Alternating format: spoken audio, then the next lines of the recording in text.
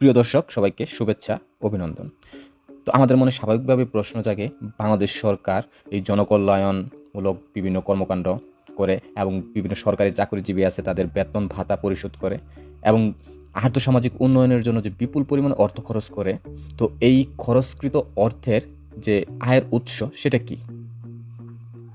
আজকের ভিডিওতে আমরা বাংলাদেশ সরকারের যে আয়ের উৎসগুলো যে আছে সেগুলো সম্পর্কে বিস্তারিত জানব। তো শুরু করা যাক আজকের ভিডিও। বাংলাদেশ সরকারের আয়ের উৎসগুলোকে দুই ভাগে ভাগ করা হয়। একটা হচ্ছে কর রাজস্ব, আরেকটা হচ্ছে কর বহির্ভূত রাজস্ব। তো প্রথমে আমরা জানি কর রাজস্ব কি। তো কর রাজস্বের মধ্যে প্রথমে আসে যে বাণিজ্য শুল্ক। তো বাণিজ্য শুল্ক হচ্ছে দেশের আমদানি ও রপ্তানিকৃত দ্রব্যের উপর যে কর ধার্য করা হয় সেটা হচ্ছে বাণিজ্য শুল্ক।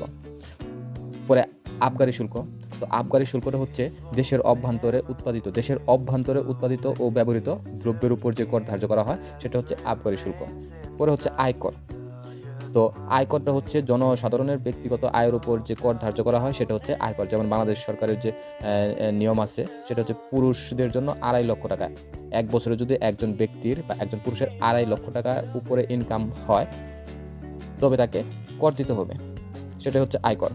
এবং মহিলাদের জন্য 3 লক্ষ টাকা, মহিলা এবং প্রতিবন্ধীদের জন্য। পরে আছে মূল্য সংযোজন কর। তো মূলত সংযোজন করকে আমরা ব্যাট নামে সবাই চিনি। পরে আছে যে সম্পূরক শুল্ক।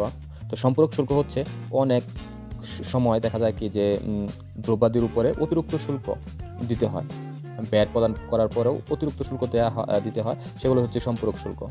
পরে ভূমি রাজস্ব। ভূমি ভূ দখলের জন্য যে সরকারকে প্রদত্ত খাজনাই হচ্ছে কি ভূমি রাজস্ব। পরে আরও কিছু উৎস আছে কর রাজস্বের মধ্যে, সেগুলো হচ্ছে নন জুডিশিয়াল স্ট্যাম্প, বিভিন্ন স্ট্যাম্প বিক্রি করার জন্য যে করার পরে যে সরকারের আয় হয় সেগুলো। তারপরে বিভিন্ন রেজিস্ট্রেশন ফি প্রদান করার জন্য যে সরকারকে প্রদত্ত অর্থ দেওয়া হয় সেগুলো হচ্ছে রেজিস্ট্রেশন। তারপরে যানবাহন কর। পরে হচ্ছে মাদক শুল্ক, বিদ্যুৎ শুল্ক। অন্যান্য কর শুল্ক তো আছে, যেমন সম্পত্তির কর, পেট্রোল ও গ্যাসের উপর শুল্ক, বিদেশ ভ্রমণের উপর শুল্ক ইত্যাদি। এখন আসি কর বহির্ভূত রাজস্ব কি। তো কর বহির্ভূত রাজস্বের মধ্যে প্রথমে আসে লভ্যাংশ ও মুনাফা। সরকারের যে বিভিন্ন আর্থিক প্রতিষ্ঠান আছে, যেমন ব্যাংক, বীমা কোম্পানি এবং আর্থিক প্রতিষ্ঠান যেমন পার্ক, চিড়িয়াখানা, এগুলা থেকে যে লভ্যাংশ বা মুনাফা আসে সেগুলো হচ্ছে সরকারের একটা আয়ের একটা অংশ। পরে সুদ। বিভিন্ন যে আর্থিক প্রতিষ্ঠান বা স্বায়ত্তশাসিত যে প্রতিষ্ঠানগুলো যে আছে সেগুলোকে ঋণ প্রদানের মাধ্যমে যে সুদ পাওয়া যায় সেটা হচ্ছে সরকারের একটা আয়ের উৎস। অর্থনৈতিক সেবা, যেমন পর্যটন, ব্যাংকিং, ভ্রমণ ইত্যাদির উপর যে সেবা প্রদান করা হয় সেগুলো হচ্ছে কি সেই সেবার চার্জটা হচ্ছে কি যে সরকারের আয়ের একটা উৎস।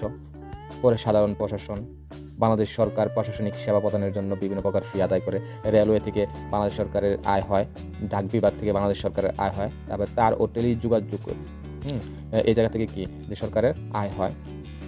বন বিভাগ থেকে সরকারের আয় হয়, যেমন বনাঞ্চল থেকে কাঠ, বাঁশ, জ্বালানি, মধু এগুলো সম্পদ বিক্রির মাধ্যমে সরকার আয় করে থাকে। তারপরে টুল ও লেভি। তো টুল এবং লেভি সম্পর্কে আমরা সকলেই জানি, যেমন ব্রিজ, সেতু, কালভার্ট, তারপরে ঘাট, হাট বাজার প্রভৃতি থেকে যে অর্থটা সেটা